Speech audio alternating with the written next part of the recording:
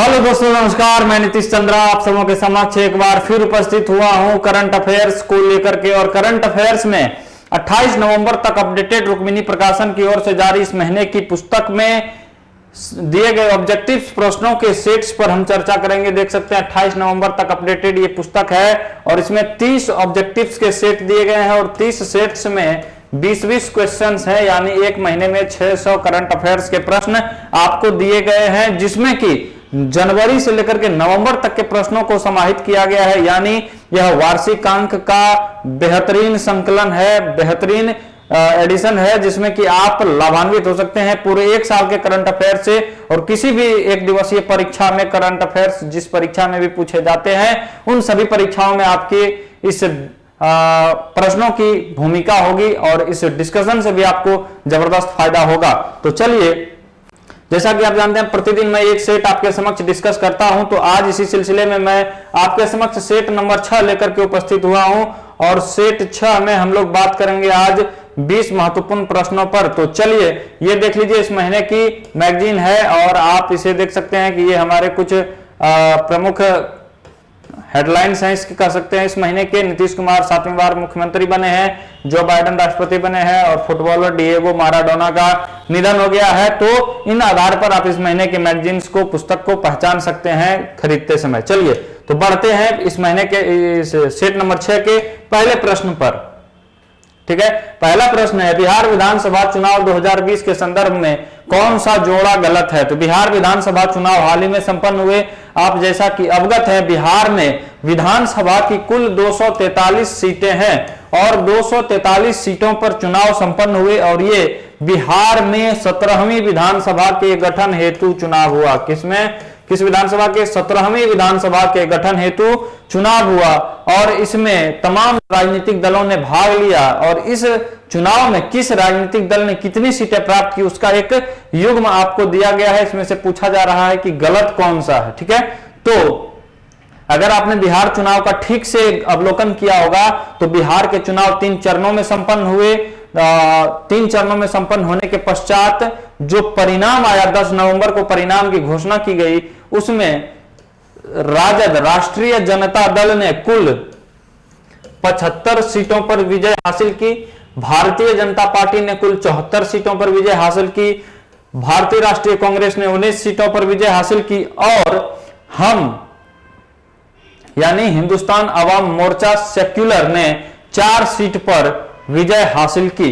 ये राजद पार्टी, लालू यादव इसके राष्ट्रीय अध्यक्ष हैं। भारतीय जनता पार्टी भारत की एक राष्ट्रीय पार्टी है, जेपी नड्डा इसके राष्ट्रीय अध्यक्ष हैं। और भारतीय राष्ट्रीय कांग्रेस, सोनिया गांधी इसकी राष्ट्रीय अध्यक्ष हैं, यह भी एक राष्ट्रीय पार्टी है। और हम सेक्युलर यानी हिंदुस्तान अवामी मोर्चा एक क्या है? क्षेत्रीय पार्टी है। राष्ट्रीय जनता दल भी एक क्षेत्रीय पार्टी है। इसके अध्यक्ष जीतन राम मांझी हैं, जो बिहार के पूर्व मुख्यमंत्री भी रह चुके हैं। साथ ही साथ यह भी ध्यान रखिएगा कि जीतन राम मांझी इस 17वीं विधानसभा में प्रोटेम स्पीकर भी थे। क्या थे? प्रोटेम स्पीकर भी हुए। तो इसमें आपको पूछा जा रहा है गलत कौन सा है, तो ये राजद का जोड़ा गलत है। राजद ने 75 सीटों पर जीत हासिल की थी, जबकि यहां 80 सीट लिखा हुआ है। तो ये क्या है? गलत युग्म है। इसके अलावा आप याद रखिएगा कि अन्य पार्टियों में सबसे बड़ी पार्टी जो थी अन्य में, उसमें हम बात कर लेते हैं जेडीयू 43 सीटों पर जीत हासिल की। उसके बाद आपका CPIML communist party of India, मार्क्सवादी लेनिन के विचारधारा पर चलने वाली सीपीआईएमएल 12 सीटों पर जीत हासिल की। कितने सीटों पर? 12 सीटों पर जीत हासिल की। उसके बाद सीपीआईएम ये 2 सीट पर विजय हासिल करने में सफल रही। सीपीआईएम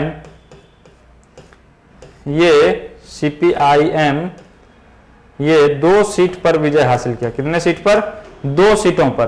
इसके अलावा याद रखिएगा कि आपका बहुजन समाज पार्टी, बसपा, बहुजन समाजवादी पार्टी बसपा ने 1 सीट पर, लोक जनशक्ति पार्टी चिराग पासवान की पार्टी, इनके पिता रामविलास पासवान थे जिनका निधन हो गया, लोजपा ने 1 सीट पर और इंडिपेंडेंट यानी निर्दलीय उम्मीदवार ने भी 1 सीट पर विजय हासिल की। एलजेपी 1, बीएसपी 1, इंडिपेंडेंट यानी निर्दलीय 1। ठीक है, ये आप एक एक और पार्टी याद रखिएगा, विकासशील इंसान पार्टी, जो एनडीए का घटक थी, वीआईपी जिसको कहते हैं, वीआईपी ने 4 सीटों पर विजय हासिल की। तो ये बिहार विधानसभा चुनाव में सभी राजनीतिक पार्टियों द्वारा 243 सीटों पर हुए चुनाव का लेखा जोखा है, ठीक है। और एनडीए, इसमें एनडीए के जो घटक दल थे, जिसमें BJP plus JDU plus VIP और प्लस हम, इन चारों राजनीतिक दलों ने मिलकर के बहुमत का आंकड़ा पार किया और ये सरकार बनाने में सफल रही, ठीक है, सरकार बनाने में सफल रही। इनकी सीटों को जब आप जोड़ देंगे तो कुल सीटें इनके द्वारा प्राप्त जो थी हुई वो आपको पता चल जाएगा। इसके अलावा एक और पार्टी छूट रही, एआईएमआईएम जो असदुद्दीन ओवैसी की पार्टी है, इसने भी कुल 5 सीटों पर विजय हासिल किया है, ठीक है। तो ये 4 पार्टियों का था क्या, एनडीए, ये एनडीए घटक दल थे। और इसमें बाद में एक निर्दलीय, एकमात्र निर्दलीय जो जमुई के चकाई विधानसभा से जीता, जमुई के चकाई विधानसभा क्षेत्र से जीते, इनका नाम है सुमित कुमार सिंह। ये पूछा जा सकता है कि एकमात्र निर्दलीय विधायक कौन जीत करके आया, तो सुमित कुमार सिंह, ये जमुई के चकाई विधानसभा से जीतने वाले इकलौते विधायक हुए, जमुई के चकाई विधानसभा से, चकाई विधानसभा, ठीक है, याद रखिएगा। ये बिहार चुनाव के संदर्भ में जो भी महत्वपूर्ण डाटा था, इसे हमने आपके समक्ष बताया, ये याद रखेंगे आप। चलिए दूसरे क्वेश्चन की तरफ बढ़ते हैं। 14वां आर्थिक सर्वेक्षण रिपोर्ट 2019-20 के अनुसार बिहार में वर्ष 2018-19 में स्थिर मूल्य पर प्रति व्यक्ति आय क्या थी, ठीक है। तो प्रति वर्ष आर्थिक सर्वेक्षण प्रस्तुत किया जाता है, तो प्रति वर्ष की भांति 2019-20 का जो आर्थिक सर्वेक्षण तैयार किया गया, यह आर्थिक सर्वेक्षण कृष्णमूर्ति वी सुब्रमण्यन के द्वारा तैयार किया गया। किसके द्वारा, कृष्णमूर्ति वी सुब्रमण्यन के द्वारा तैयार किया गया। और इस आर्थिक सर्वेक्षण के आधार पर वर्ष 2018-19 में, कब, वर्ष 2018-19 में प्रति व्यक्ति आय बिहार का पूछ रहा है, किसका, बिहार की प्रति व्यक्ति आय कितनी रही, तो 33,629 रही। कितनी रही, 33,629। किस पर, अस्थिर मूल्य लागत पर, यह भी आपको पूछेगा, अस्थिर मूल्य पर 33,629। और सकल राज्य घरेलू उत्पाद के वर्तमान मूल्य पर बात करें, सकल राज्य घरेलू उत्पाद के वर्तमान मूल्य पर बात करें तो 47,641 रहा। कितना, 47,641 सकल राज्य घरेलू उत्पाद, सकल राज्य घरेलू उत्पाद, सकल राज्य घरेलू उत्पाद वर्तमान मूल्य पर, ठीक है, वर्तमान मूल्य पर ये बिहार का प्रति व्यक्ति आय रहा, वर्तमान मूल्य पर, ये स्थिर मूल्य पर। चलिए क्वेश्चन नंबर 3, 250 किलोमीटर की रफ्तार से चक्रवाती तूफान थोटा से कौन सा देश नवंबर 2020 में सर्वाधिक प्रभावित हुआ है, ठीक है। सर्वाधिक नवंबर 2020 की बात हो रही है, यानी इसी में पिछले महीने में ही कौन सा देश थोटा से प्रभावित हुआ, तो याद रखिएगा निकारागुआ। कौन सा देश, निकारागुआ चक्रवाती तूफान थोटा से प्रभावित रहा। इसके अलावा याद रखिएगा कि कई चक्रवाती तूफान भारत में भी आए, जिसमें निवार और बुरेवी,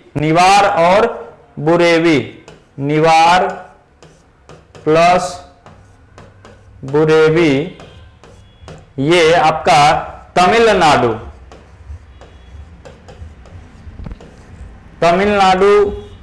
पुडुचेरी और कुछ मात्रा में केरल के क्षेत्रों को भी प्रभावित किया। कौन कौन, निवार और बुरेवी, इन दोनों तूफानों ने कहा भारत के तमिलनाडु, केरल और पुडुचेरी जैसे क्षेत्रों को बुरी तरह से प्रभावित किया। और मुख्यतः तमिलनाडु की सबसे ज्यादा बात करें तो किसको प्रभावित किया, तमिलनाडु को प्रभावित किया। हैती तूफान की बात करें तो हैती में बात करें किस तूफान का आगमन होता है, तो मैथ्यू। हैती में कौन सा तूफान का आगमन होता है, मैथ्यू तूफान आता है, ठीक है। चलिए बढ़ते हैं अगले क्वेश्चन की तरफ। जो भी सेट्स के डिस्कशन यहाँ होते हैं और ये सेट्स का भी डिस्कशन जो हो रहा है, इन सभी सेट्स के पीडीएफ के लिए, पीडीएफ फाइल के लिए आप हमारा टेलीग्राम चैनल रुक्मिणी प्रकाशन लाइव के नाम से जो है इसे आप ज्वाइन कर लें। यहां से आपको रुक्मिणी प्रकाशन के यूट्यूब चैनल पर होने वाले सभी डिस्कशंस के पीडीएफ सेट अवेलेबल होंगे। ठीक है, तो अगर आपने ज्वाइन नहीं किया तो ज्वाइन कर लें पीडीएफ के लिए। ठीक है, चलिए क्वेश्चन नंबर 4 पर बात करेंगे अब हम लोग। सितंबर से नवंबर 2020 तक अजरबैजान एवं डैश के मध्य युद्ध चला। ठीक है, किस किस देशों के बीच युद्ध चला जिसमें एक अजरबैजान था। तो ध्यान रखिएगा कि यह युद्ध अजरबैजान एवं आर्मेनिया के साथ हुआ। किसके साथ? अजरबैजान एवं आर्मेनिया के साथ हुआ। और इस युद्ध में अजरबैजान की तरफ से तुर्की ने खुलकर समर्थन किया। तुर्की ने किस देश का खुलकर समर्थन किया? तो अजरबैजान का समर्थन किया। किसने? तुर्की ने। ठीक है, अब आर्मेनिया और अजरबैजान के बीच युद्ध क्यों हुआ, युद्ध की स्थिति क्यों हुई? तो याद रखिएगा कि नागोर्नो काराबाख नामक क्षेत्र को लेकर के, किस क्षेत्र को लेकर के? नागोर्नो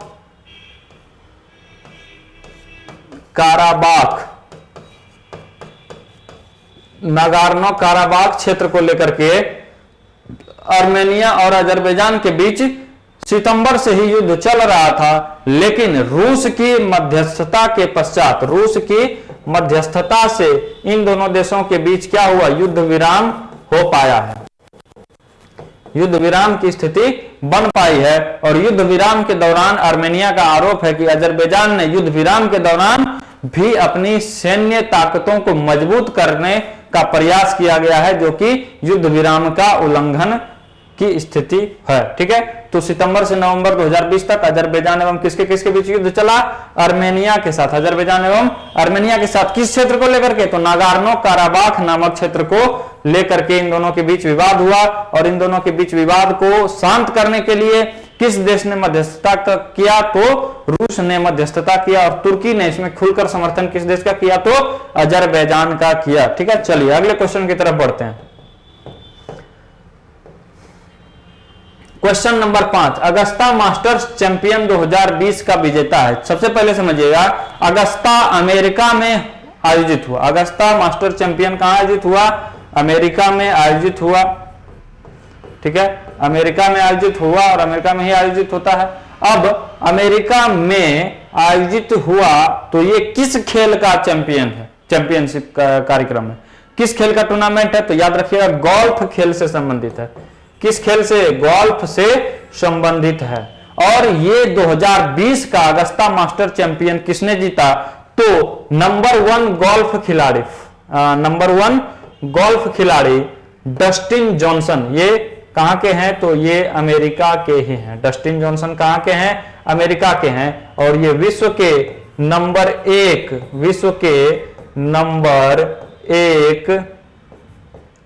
क्या खिलाड़ी हैं? गोल्फ के खिलाड़ी हैं। नंबर 1 गोल्फ के खिलाड़ी हैं। ठीक है, ये गोल्फ के खिलाड़ी हैं। कहां? नंबर 1 विश्व के नंबर 1 खिलाड़ी डस्टिन जॉनसन। इन्होंने क्या जीता? अगस्ता मास्टर चैंपियन 2020 जीता। 2019 में इसी टूर्नामेंट को टाइगर वुड्स ने जीता था। और टाइगर वुड्स कहां के हैं? तो यह भी अमेरिका के गोल्फ खिलाड़ी हैं। चलिए अगले क्वेश्चन की तरफ बढ़ते हैं। क्वेश्चन नंबर 6 देखिएगा, नवंबर 2020 में न्यूजीलैंड में ऑनलाइन वोटिंग के माध्यम से किस पक्षी को बर्ड ऑफ द ईयर घोषित किया गया है? ठीक है, तो न्यूजीलैंड में किस पक्षी को बर्ड ऑफ द ईयर घोषित किया गया? तो याद रखिएगा कि ऑनलाइन वोटिंग के माध्यम से यह किया गया। और काकापो नामक तोता को बर्ड ऑफ द ईयर घोषित किया गया ऑनलाइन वोटिंग करवा करके। और इस काकापो तोता के बारे में याद रखिएगा कि ये सबसे बड़ा और सबसे भारी तोता है। ये दुनिया का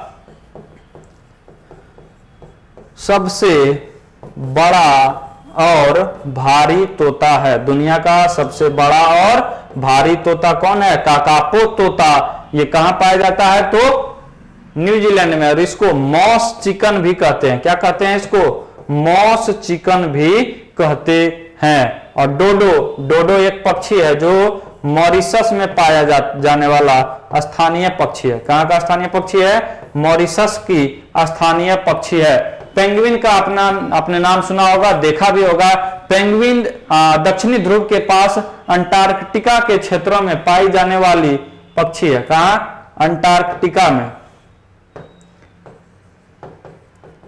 अंटार्कटिका के बर्फीले क्षेत्रों में ये पाए जाने वाली एक पक्षी है पेंगुइन। ठीक है, तो ये काकापो तोता सबसे बड़ा और भारी तोता है दुनिया का। इसे मॉस चिकन भी कहते हैं। इसी को ऑनलाइन वोटिंग के माध्यम से न्यूजीलैंड ने बर्ड ऑफ द ईयर घोषित किया है। साथ ही साथ याद रखिएगा कि पक्षियों के संरक्षण हेतु और पक्षियों के विलुप्त प्राय पक्षियों के संरक्षण हेतु 2050 तक न्यूजीलैंड ने 2050 तक शिकार पर रोक लगाया है। क्या किया है? शिकार पर रोक लगाया है। शिकार पर रोक या प्रतिबंध लगाया है। किस देश ने? तो न्यूजीलैंड ने। कब तक? 2050 तक। ये आपका एक अलग क्वेश्चन है, इसे आप ध्यान रखिएगा। ठीक है, चलिए अगले क्वेश्चन की तरफ बढ़ते हैं। क्वेश्चन नंबर 7, 2020 के बिहार के आम चुनाव के माध्यम से कौन सी विधानसभा का गठन हुआ है? ठीक है, तो कौन सी विधानसभा का गठन हुआ है? क्वेश्चन नंबर 1 में हमने बतलाया था आपको 17वीं विधानसभा का गठन हुआ है। और इस विधानसभा में नीतीश कुमार के नेतृत्व में एनडीए सरकार, एनडीए ने बहुमत प्राप्त किया है। और नीतीश कुमार ने 7वीं बार बिहार के मुख्यमंत्री पद के शपथ ग्रहण लिए। ठीक है, 17वीं विधानसभा में किसको बहुमत प्राप्त हुआ? तो एनडीए के घटक दलों को प्राप्त हुआ। नीतीश कुमार के नेतृत्व में चुनाव लड़ा गया था और नीतीश कुमार ने 7वीं बार मुख्यमंत्री पद की शपथ ली। ठीक है, चलिए नीतीश कुमार किस पार्टी के नेता हैं? तो ये जेडीयू के राष्ट्रीय अध्यक्ष हैं, जनता दल यूनाइटेड के। ठीक है, चलिए अगले क्वेश्चन की तरफ बढ़ते हैं। क्वेश्चन नंबर 7 के बारे में एक चीज और आपको पूछा जा सकता है कि विधानसभा अध्यक्ष 17वीं विधानसभा में विधानसभा अध्यक्ष कौन बने हैं? विधानसभा अध्यक्ष तो याद रखिएगा विजय कुमार सिन्हा, विजय सिन्हा या विजय कुमार सिन्हा। और इस बार 17वीं विधानसभा में 2 उप मुख्यमंत्री का भी नियुक्ति किया गया। 2 उप मुख्यमंत्रियों की नियुक्ति की गई है। पहला तारकिशोर प्रसाद और दूसरा रेणु देवी। 2, एक महिला उप मुख्यमंत्री, ये बिहार की पहली महिला उप मुख्यमंत्री के रूप में भी नियुक्त हुई हैं। कौन? रेणु देवी। पूछा जाए बिहार की पहली महिला उप मुख्यमंत्री कौन? तो रेणु देवी 17वीं विधानसभा में उप मुख्यमंत्री के रूप में कार्यरत हैं। ठीक है, चलिए अगले क्वेश्चन की तरफ बढ़ते हैं। Question number 8, press trust of India के नए अध्यक्ष कौन चुने गए हैं? प्रेस ट्रस्ट ऑफ इंडिया जो कि भारत की एक महत्वपूर्ण समाचार संस्था है, पीटीआई इसका शॉर्ट रूप है।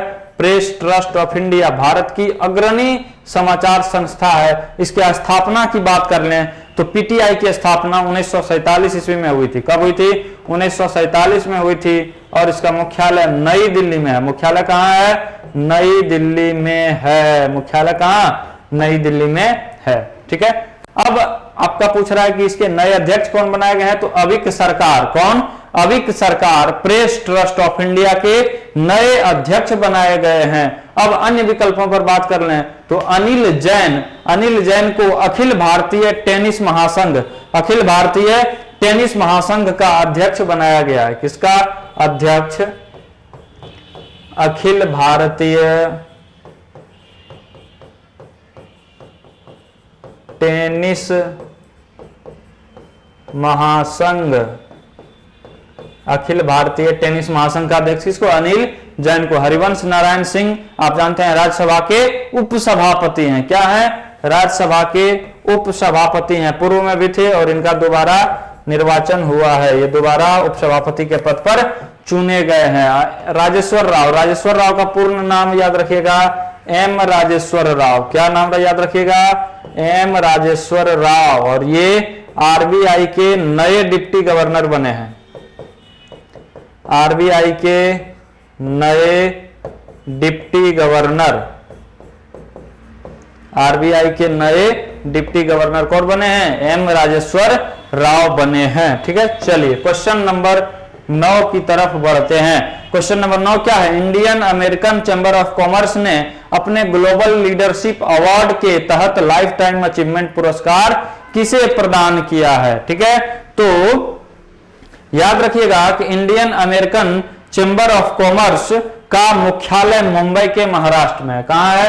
Indian chamber of commerce, Indian American chamber of commerce का मुख्यालय मुंबई में है, महाराष्ट्र के मुंबई में है। और इसके अध्यक्ष प्रफुल्ल पटेल हैं। इसके अध्यक्ष कौन है? इसके अध्यक्ष याद रखिएगा पूर्णचंद्र राव हैं। कौन है इसके अध्यक्ष? पूर्णचंद्र राव, पूर्णचंद्र राव इसके अध्यक्ष हैं। Indian American chamber of commerce के अध्यक्ष पूर्णचंद्र राव हैं। इस संस्था की स्थापना 1900 कब हुई थी? तो मुंबई में हुई थी। ठीक है, इसकी स्थापना मुंबई में हुई थी। और इसके बारे में याद रखिएगा कि इन्होंने हाल ही में ग्लोबल लीडरशिप अवार्ड के तहत लाइफ टाइम अचीवमेंट पुरस्कार से भारत के उद्योगपति रतन टाटा को सम्मानित किया। किसे? रतन टाटा को सम्मानित किया है। रतन टाटा की टाटा कंपनी पिछले 30 वर्षों में अमेरिका में सबसे ज्यादा रोजगार प्रदान करने वाली भारतीय कंपनी बनी है।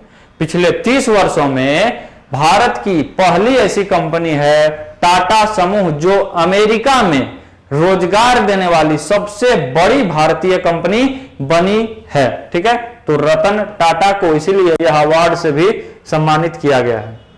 ये टाटा समूह के हैं। अनिल जैन के बारे में हमने बतला दिया आपको, अखिल भारतीय टेनिस महासंघ के अध्यक्ष हैं। सत्या नडेला ये माइक्रोसॉफ्ट के सीईओ हैं, माइक्रोसॉफ्ट के सीईओ हैं। ये माइक्रोसॉफ्ट क्या है? सॉफ्टवेयर कंपनी है।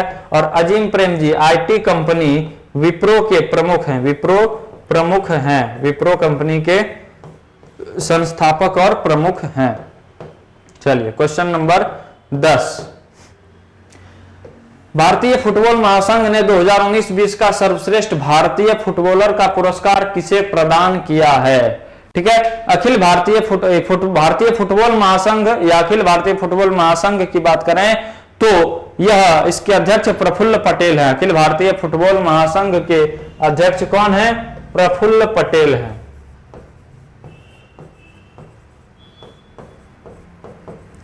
प्रफुल्ल पटेल इसके अध्यक्ष हैं और इसका मुख्यालय द्वारिका दिल्ली में है। इसका मुख्यालय कहां है? द्वारिका दिल्ली में। इसका मुख्यालय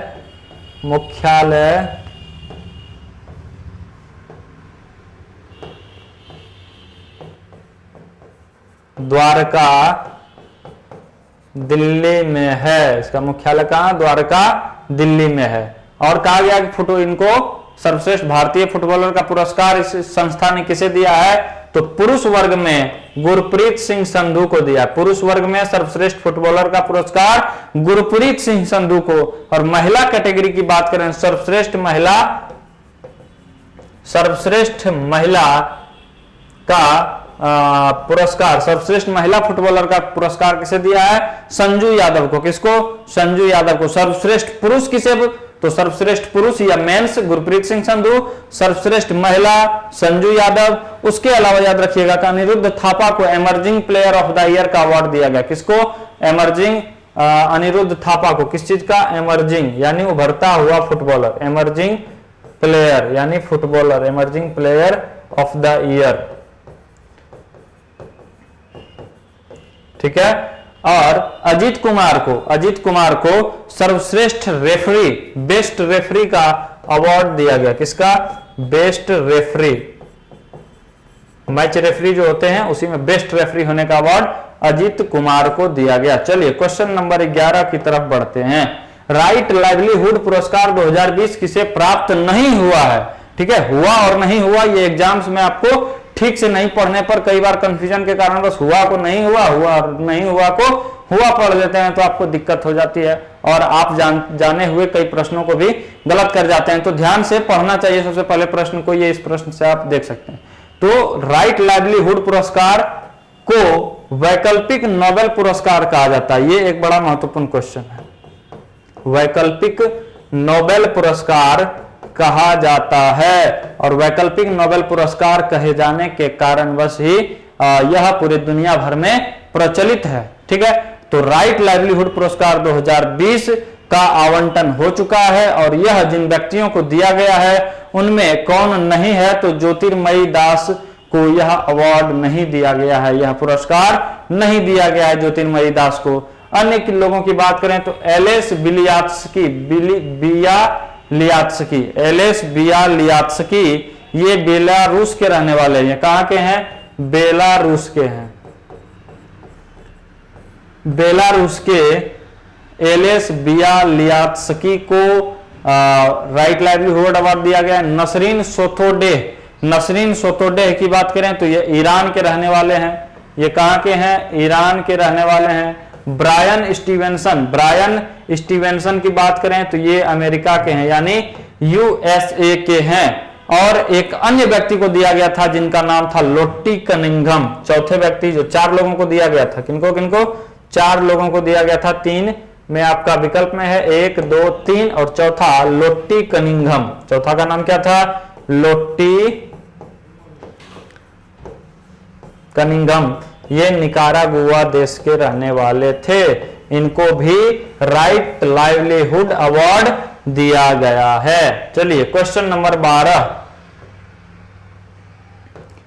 हाल ही में एलजेपी के संस्थापक रामविलास पासवान की मृत्यु हो गई। सर्वप्रथम 1969 में वे किस दल से एमएलए के लिए निर्वाचित हुए थे? ध्यातव्य बात यह है कि रामविलास पासवान का निधन 8 अक्टूबर 2020 को हो गया है। रामविलास पासवान जो लोक जनशक्ति पार्टी एलजेपी के राष्ट्रीय अध्यक्ष थे और उन्होंने अपने जीते जी अपने पुत्र को इस पार्टी की कमान सौंप दी थी, चिराग पासवान को। तत्पश्चात वे राज्यसभा के सांसद बने हुए थे और स्वास्थ्य कारणों से वो उनका निधन हो गया। बुरे स्वास्थ्य के कारण वो कई लंबे दिनों से ग्रसित थे और फाइनली उनका 8 अक्टूबर को निधन हो गया। तो वो पहली बार विधायक के रूप में 1969 में चुने गए थे और वो जिस पार्टी से चुने गए थे उसका नाम था संयुक्त सोशलिस्ट पार्टी। कि क्या था? संयुक्त सोशलिस्ट पार्टी। रामविलास पासवान के बारे में आप जान लें कि बिहार के समाजवादी आंदोलन से उभरे हुए एक जाने माने दलित नेता थे और ये लालू यादव और नीतीश कुमार के पहले ही एमएलए बन चुके थे। उन्हीं के साथ आंदोलनों में भाग लिए, उन्हीं के साथी के तौर पर थे, लेकिन ये राजनीतिक रूप से उनसे कहीं आगे थे। भले ही बाद के दिनों में ये उतने नहीं उभर पाए जितने लालू यादव और नीतीश कुमार उभरे, लेकिन ये आपके सबसे पहले ही 1969 में विधायक के रूप में चुने गए थे और संयुक्त सोशलिस्ट पार्टी की तरफ से चुने गए थे। बात कर लें एलजेपी की, तो एलजेपी का गठन ही वर्ष 2000 ईस्वी में रामविलास पासवान के द्वारा किया गया था। ठीक है, ये क्लियर होगा आपका। बढ़ते हैं अगले क्वेश्चन की तरफ। Question number 13। हिम तेंदुआ के नाम से मशहूर पर्वतारोही आंग रीता का बिना ऑक्सीजन सिलेंडर के एवरेस्ट शिखर पर कितने बार चढ़ने में सफल रही, जिनका निधन सितंबर 2020 में हो गया? देखिए, आंग रीता शेरपा का निधन हो गया सितंबर में। ये एक जाने माने पर्वतारोही थे, नेपाल के रहने वाले थे। ये कहां के रहने वाले थे? नेपाल के रहने वाले थे। ये नेपाल के रहने वाले थे और इन्होंने कब से कब तक, तो याद रखिएगा कि ये 1983 से 1996 के पीरियड में 1983 से 1996 के पीरियड में 10 बार बिना ऑक्सीजन के, कितने बार? 10 बार बिना ऑक्सीजन के 8848 मीटर ऊंचे 8848 मीटर ऊंचे दुनिया के सबसे ऊंचे पर्वत शिखर पर चढ़ने का रिकॉर्ड इन्होंने कायम किया था। ठीक है, और 1987 के वर्ष में ये ठंड के मौसम में 1987 में ठंड के मौसम में बिना ऑक्सीजन के एवरेस्ट पर चढ़ने वाले प्रथम व्यक्ति बने थे। ठंड के दिनों में बिना ऑक्सीजन सिलेंडर की चढ़ने वाले फर्स्ट व्यक्ति कौन थे? आंग रीता शेरपा। इन्हीं को स्नो लेपर्ड यानी हिम तेंदुआ के नाम से जाना जाता था। ठीक है, चलिए क्वेश्चन नंबर 14।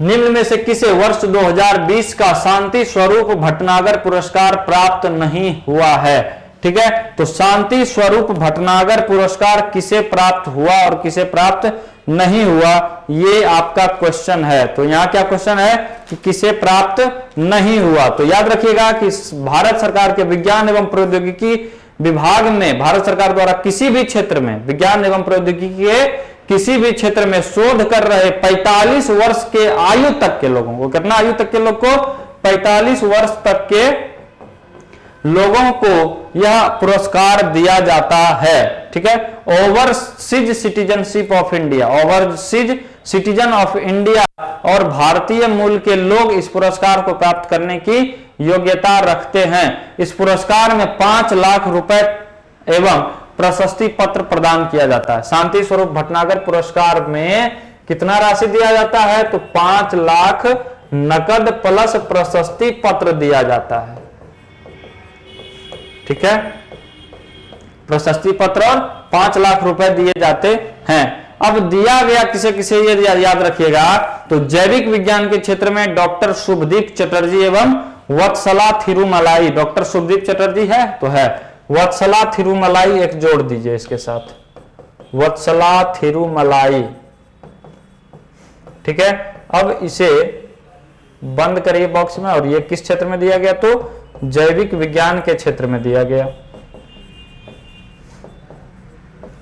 ठीक है, ये हो गया क्लियर। अब आपका अभिजीत मुखर्जी की बात कर लें तो अभिजीत मुखर्जी और डॉक्टर सुरेंदु दत्ता, अभिजीत मुखर्जी और डॉक्टर सुरेंदु दत्ता, इन दोनों की बात कर लें तो इन दोनों को पृथ्वी, वायुमंडल, महासागर, पृथ्वी, वायुमंडल और महासागर और ग्रह विज्ञान के क्षेत्र में, महासागर तथा ग्रह विज्ञान के क्षेत्र में दिया गया। किस क्षेत्र में? ग्रह विज्ञान।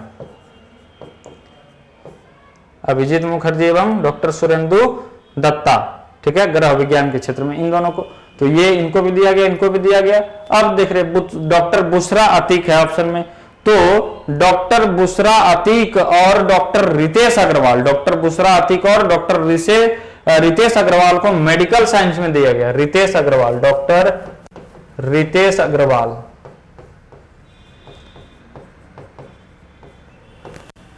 इन दोनों को किस में दिया गया? मेडिकल साइंस में। ठीक है, इन दोनों को दिया गया। तो अब आपके विकल्प में कौन सा एकमात्र बच गया? डॉक्टर वी वेस मुथु, डॉक्टर वी वेस मुथु, इनको शांति स्वरूप भटनागर पुरस्कार के किसी भी श्रेणी में पुरस्कार नहीं दिया गया है। ठीक है, शांति स्वरूप भटनागर पुरस्कार के बारे में याद रखिएगा, यह पुरस्कार जैविक विज्ञान के क्षेत्र में, रसायन विज्ञान के क्षेत्र में, पृथ्वी, वायुमंडल, महासागर और ग्रह विज्ञान के क्षेत्र में, इंजीनियरिंग विज्ञान के क्षेत्र में, गणितीय विज्ञान के क्षेत्र में, मेडिकल साइंसेज और भौतिक विज्ञान के क्षेत्र में दिया जाता है। जिसमें से कि विकल्प के अनुसार हमने कई आपको बतलाए और एक आपका इसमें एक्स्ट्रा दिया गया है, यानी ये आपके शांति स्वरूप भटनागर पुरस्कार के विजेता नहीं हैं। ठीक है, चलिए अगले क्वेश्चन पर हम बात कर लेते हैं। अगला क्वेश्चन हमारा है क्वेश्चन नंबर 15। प्रत्येक वर्ष 15 सितंबर को अभियंता दिवस मनाया जाता है। यह दिवस किनकी जयंती पर, किनकी जन्म दिवस पर मनाया जाता है? तो याद रखिएगा कि अभियंता दिवस मनाया जाता है डॉक्टर एम विश्वेश्वरैया के जन्म तिथि के अवसर पर। एम विश्वेश्वरैया का जन्म 15 सितंबर 1860 ईस्वी को हुआ था। कब हुआ था? 15 सितंबर 1860 ईस्वी को हुआ था। तो मोक्ष गुंडम, इनका पूरा नाम क्या? एम के जगह पर मोक्ष गुंडम पूरा हो गया। विश्वेश्वरैया, मोक्ष गुंडम विश्वेश्वरैया के जन्म तिथि पर यह अभियंता दिवस यानी इंजीनियरिंग डे मनाया जाता है। डॉक्टर एपीजे अब्दुल कलाम के जन्म तिथि पर 15 अक्टूबर को विश्व छात्र दिवस मनाया जाता है।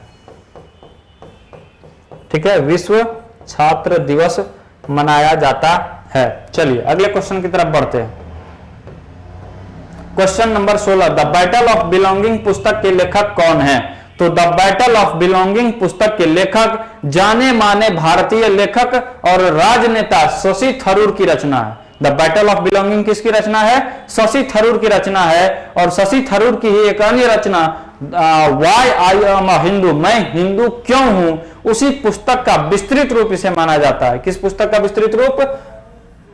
Y I am a Hindu, why I am a Hindu.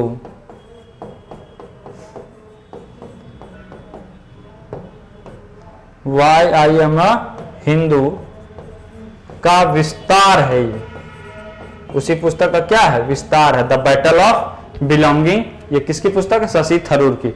अब देखिएगा एस जयशंकर। एस जयशंकर क्या है? भारत के वर्तमान में विदेश मंत्री हैं। क्या है?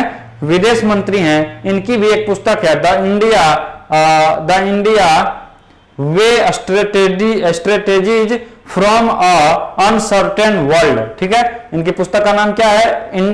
The India way strategies from a uncertain world. ये एस जयशंकर की पुस्तक है। और एस जयशंकर क्या है? भारत के विदेश मंत्री हैं। ठीक है, चलिए अगले क्वेश्चन की तरफ बढ़ते हैं।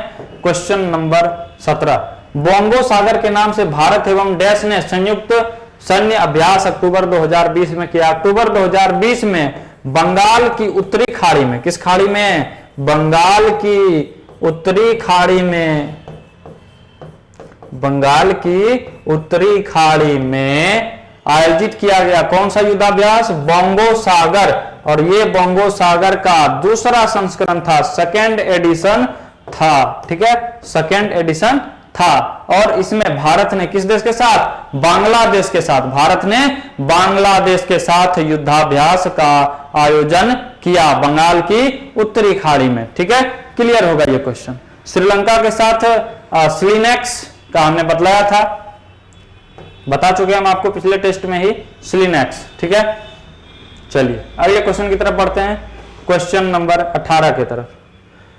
भारत का 51वां अंतर्राष्ट्रीय फिल्म महोत्सव जो नवंबर 2020 में होना था, अब कब आयोजित होगा?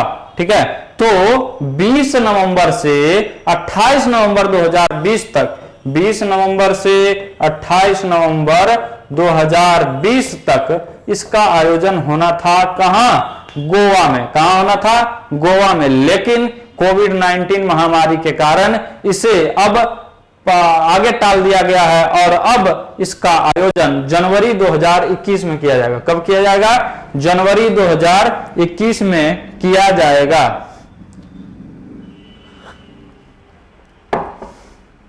जनवरी 2021 में किया जाएगा।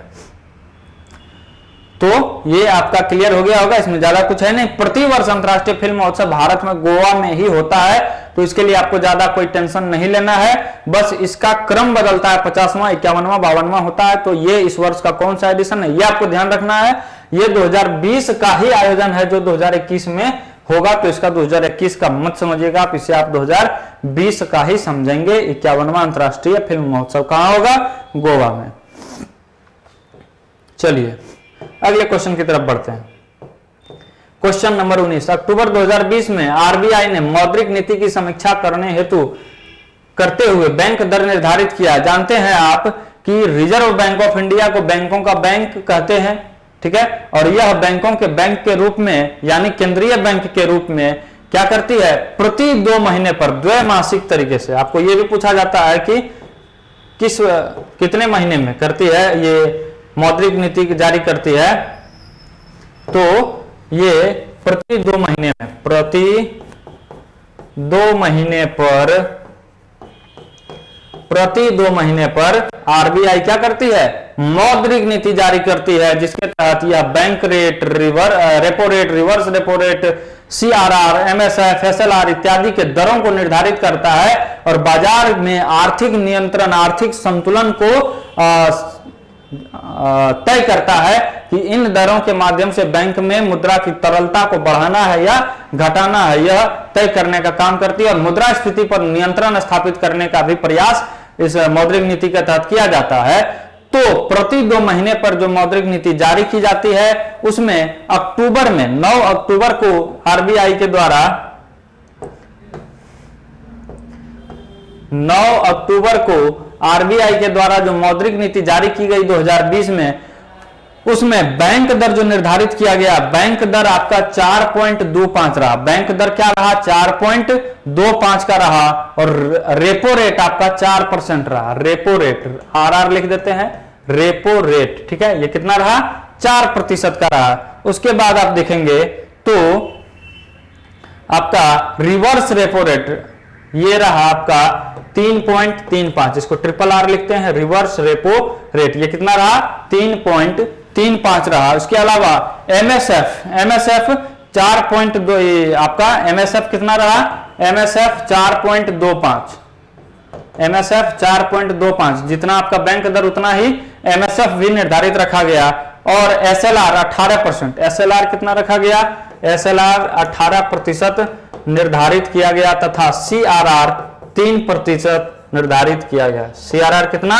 3% निर्धारित किया गया। चलिए क्वेश्चन नंबर 20 की तरफ चलते हैं।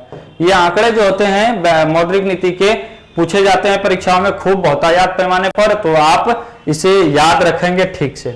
क्वेश्चन नंबर 20 है, 2021-22 के लिए रबी फसल हेतु घोषित नई समर्थन मूल्य के आधार पर गेहूं का प्रति क्विंटल समर्थन मूल्य क्या है? ठीक है। कृषि एवं लागत मूल्य आयोग के द्वारा, आप जानते हैं कृषि एवं लागत मूल्य आयोग के द्वारा कई फसलों के न्यूनतम समर्थन मूल्य यानी एमएसपी जारी की जाती है, यानी जिससे निचले मूल्य पर, उससे नीचे मूल्य पर किसी फसल को नहीं खरीदा जा सकता है, वह मिनिमम जो प्राइस निर्धारित किया जाता है उसी को हम मिनिमम सपोर्ट प्राइस या न्यूनतम समर्थन मूल्य कहते हैं। और ये न्यूनतम समर्थन मूल्य रबी फसलों के लिए जो जारी किया गया 2021-22 सेशन के लिए, इसमें गेहूं का पूछा जा रहा है आपको। तो गेहूं का प्रति क्विंटल समर्थन मूल्य, प्रति क्विंटल मतलब 100 केजी, प्रति क्विंटल मतलब क्या? 100 केजी। 100 केजी का गेहूं का मिनिमम मूल्य क्या होगा? 1975 रुपए होगा। कितना होगा? 1975 रुपए होगा। ये पहले 1925 रुपए था, यानी 1925 रुपए से बढ़ाकर अब क्या कर दिया गया? गेहूं का समर्थन मूल्य 1975 रुपए कर दिया गया। अन्य कुछ फसलों के समर्थन मूल्य याद रखिएगा। तो मसूर, चना, मसूर और चना का समर्थन मूल्य, न्यूनतम समर्थन मूल्य 5100 रुपए है। कितना? 5100 रुपए है। सरसों का याद रखिएगा, तिलहन फसल और दलहन फसल का कई बार पूछा जाता है, तो इसे आप याद रख लीजिएगा 2021-22 सेशन के लिए। सरसों का न्यूनतम समर्थन मूल्य 4650 रुपया, मसूर और चना का 5100 रुपया। इसके अलावा याद रखिएगा आप कि जौ का न्यूनतम समर्थन मूल्य 1600 रुपए निर्धारित किया गया है। और 2021-22 के सेशन में भारत सरकार ने कुल 30 करोड़ टन अनाज खरीदने का, रबी फसल खरीदने का 30 करोड़ टन रबी फसल खरीदने का लक्ष्य निर्धारित किया है। कौन सा फसल? रबी फसल कितना खरीदने का? 30 करोड़ टन, 30 करोड़ टन रबी फसल खरीदने का लक्ष्य निर्धारित किया है। ठीक है। और सवाल आपका था गेहूं का, तो ये हो गया कितना? क्लियर है, 1975 रुपए।